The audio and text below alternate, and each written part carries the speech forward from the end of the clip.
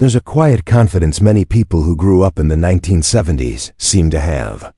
It's a kind of grounded competence that feels different from the generations that came before or after. We're often told that a supervised childhood is a safe childhood, that more structure leads to better outcomes. But what if that's not the whole story? For many kids in the 70s, childhood was defined by freedom, boredom, and a little bit of risk. This didn't just create memories, it may have forged a unique psychological outlook. Raised in a world with less direct supervision and no internet, their minds were wired differently. So let's explore the psychology of the analog childhood, because the kids of the 70s are a fascinating case study. 1. The forging of independence. If you grew up in the 70s, you might remember the sound of a screen door slamming and the simple instruction, "Be home before the streetlights come on." That was often it. No GPS tracking, no hourly check-in texts, just a wide-open expanse of unsupervised time. This was the era where the Latchkey kid became a more common phenomenon, partly due to rising divorce rates and more women entering the workforce. Millions of kids let themselves into empty houses, sometimes with a key worn on a string around their necks. They'd make their own snacks, start their homework, and figure out the small crises of the afternoon on their own.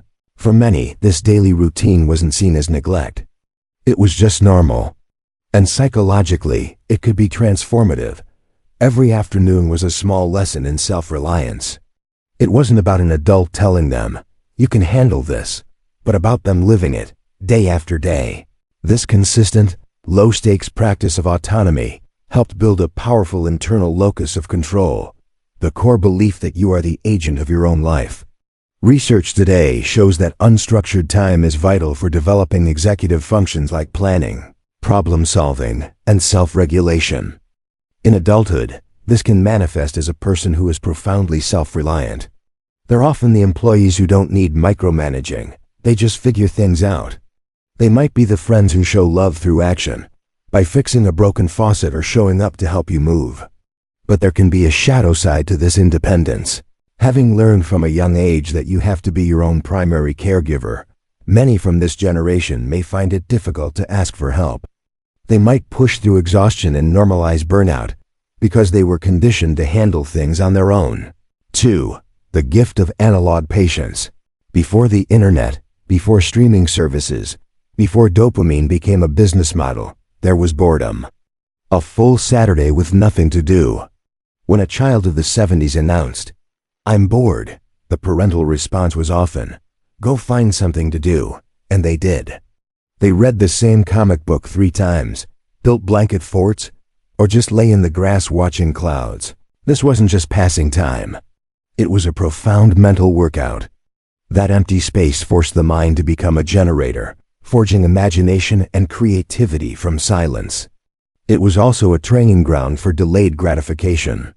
If you wanted to hear your favorite song, you had to wait by the radio, cassette recorder ready, hoping the DJ would play it. If you missed your favorite TV show, you just missed it.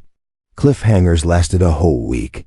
The famous marshmallow test actually began in the late 60s and early 70s, and the idea of delayed gratification became a hot topic. Early follow-up studies suggested that kids who could resist an immediate reward for a larger one later tended to have better life outcomes. However, more recent replications have shown this effect is much smaller when you account for a child's family background and economic status. Still, you could say that children of the 70s lived inside a real-world marshmallow test every day.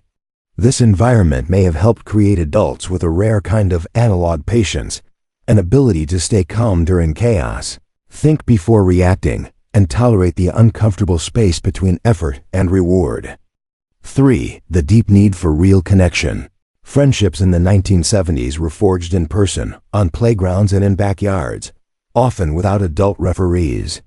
When a conflict arose, an argument over game rules, a friend's hurt feelings, you often had to figure it out yourself. This constant, real-time social negotiation was an intense form of psychological training. You learned to read micro-expressions, to sense a group's shifting energy, to know when to apologize and when to stand your ground. You learned diplomacy before you knew the word. Communication was also a more deliberate act. Long-distance friendships were kept alive through handwritten letters. Making plans required a call on a landline, a device often tethered to a wall in the family kitchen, where privacy was minimal. Because social interactions took more effort, they were often deeper. This generation built friendships through tone of voice, facial expressions, and shared time, not texts and emojis.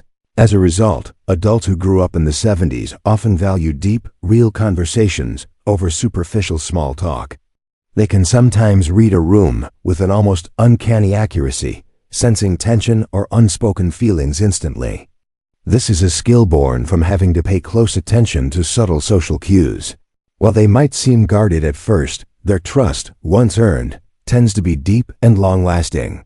They may be less comfortable with the performative nature of online relationships, preferring the authenticity of a face-to-face connection built slowly through shared experience. 4. A high tolerance for discomfort. Life in the 1970s was just less convenient. Cars had vinyl seats that burned your legs in the summer. If you got a bad grade, you usually had to face the consequences yourself. Failure wasn't always softened. When you fell off your bike and scraped your knee, a common response was, "You're fine, get back on." This wasn't cruelty. It was a prevailing mindset that discomfort and minor failures were a normal part of life. This environment cultivated a high tolerance for discomfort. It helped create people who are practical, grounded, and able to endure setbacks without panicking. Psychologically, this resilience was built through repeated exposure to real-world outcomes. You learned that failure wasn't fatal, it was feedback. Of course, this tough-it-out attitude had its downsides, as it could also lead people to dismiss or ignore genuine hardship in themselves and others. Still, this trait is often visible in the adult who remains steady under pressure, who doesn't complain about minor hardships, and who approaches problems with a practical, let's-just-get-it-done attitude.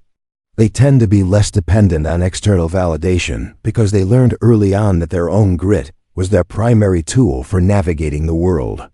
This mental toughness is one of the generation's defining characteristics. The psychology of those who grew up in the 1970s is a study in resilience, a blueprint, built less from protection and more from freedom. The independence learned in empty houses, the patience cultivated by boredom, the social intelligence developed on unsupervised playgrounds, and the resilience forged by discomfort. These are mindsets that feel increasingly rare in our hyper-connected, instantly gratified present. The children of the 70s carry the analog world within them, a quiet, steady confidence that proves that sometimes the best way to prepare a child for the world is to let them experience it, scraped knees and all. If this was your childhood, share your favorite memory of that freedom in the comments below. Let's build a collection of these stories that today's world needs to hear. And if this resonated with you, please like and subscribe for more explorations into the psychology that shapes us.